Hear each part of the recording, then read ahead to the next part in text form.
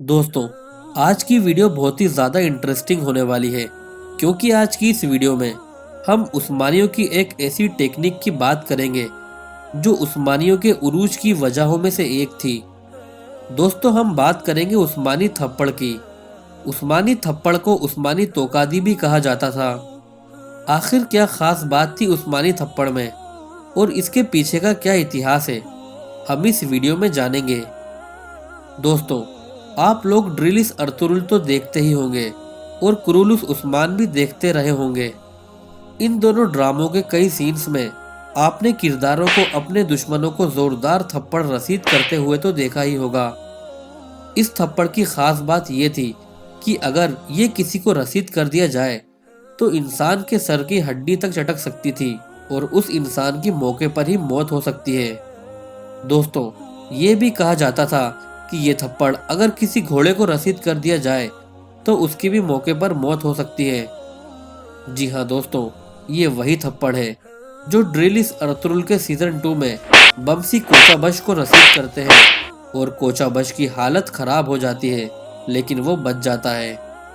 دوستوں، استنبول فتح سے پہلے ایک بار اربان نام کا ایک کاریگر سلطان محمد دوم کے دربار میں پیش ہوا۔ اس نے دربار میں سلطان کو ایک توپ کا ڈیزائن دکھایا اور یہ دعویٰ کیا کہ اس توپ کے گولے شہر کی تاریخی دیواروں کو گرا دیں گے، اور یہ بھی کہا کہ یہ توپ 8 میٹر لمبی ہوگی جبکہ اس کی قیمت 10,000 دکت ہوگی۔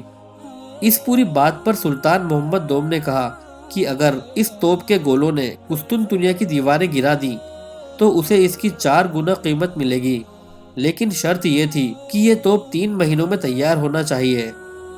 اس سے پہلے اربان نے قسطنطنیہ میں بازنطینی بادشاہ کو اس توپ کی پیشکش کی تھی، لیکن وہ اس کی قیمت نہیں ادا کر سکے اور نہ ہی ان کے پاس اتنی بڑی توپ بنانے کے لیے ضروری سامان تھا۔ اربان اس صورتحال کو دیکھتے ہوئے عثمانی سلطان کے پاس آئے تھے۔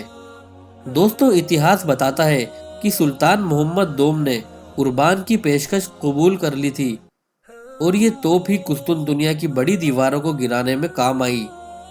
دوستوں، جب عثمانی فوجیں دیواروں کے اوپر پہنچ چکی تھیں تو دونوں مسلم اور عیسائی فوجوں کی زیادہ تعداد ہونے کی وجہ سے دیواروں پر جگہ بہت کم ہو گئی تھی اور تلوار چلانا بہت مشکل ہو گیا۔ ایسے میں ترکوں کے خنجروں نے ان کی مدد کی اور عیسائیوں کی لمبی تلواریں ہجوم میں الجھنا شروع ہو گئیں، اور جن جگہوں پر خنجر نہیں چل سکتے تھے وہاں پر ترک فوجیوں نے اپنی مشہور زمانہ عثمانی تھپڑوں کا استعمال کر دیا۔ اس سے دیواروں پر کچھ ہی گھنٹوں میں قبضہ ہو گیا۔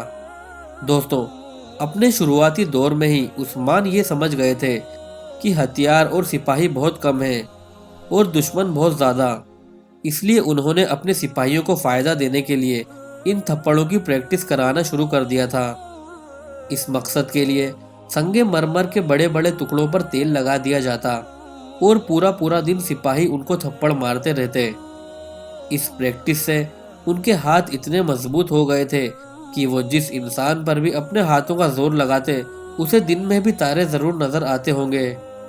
عثمانی تھپڑ ہاتھوں کے دونوں طرف سے لگایا جا سکتا تھا اور یہ تھپڑ مارتے وقت بازو کو کوہنی سے نہیں موڑا جاتا تھا بلکہ بازو کو کندھے تک سیدھا رکھ کر مارا جاتا تھا تاکہ مارتے وقت پوری طاقت استعمال ہو۔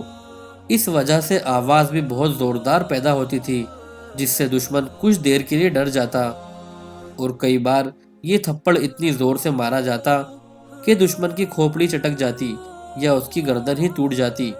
تو دوستوں، آپ کو یہ ویڈیو کیسی لگی ہمیں جلدی سے کمنٹ کر کے بتائیں، اور اگر یہ ویڈیو اچھی لگی تو آپ سے گزارش ہے کہ اسے ضرور لائک کریں اور اپنے دوستوں میں ضرور شیئر کریں۔ تو ملتے ہیں اگلی ویڈیو میں۔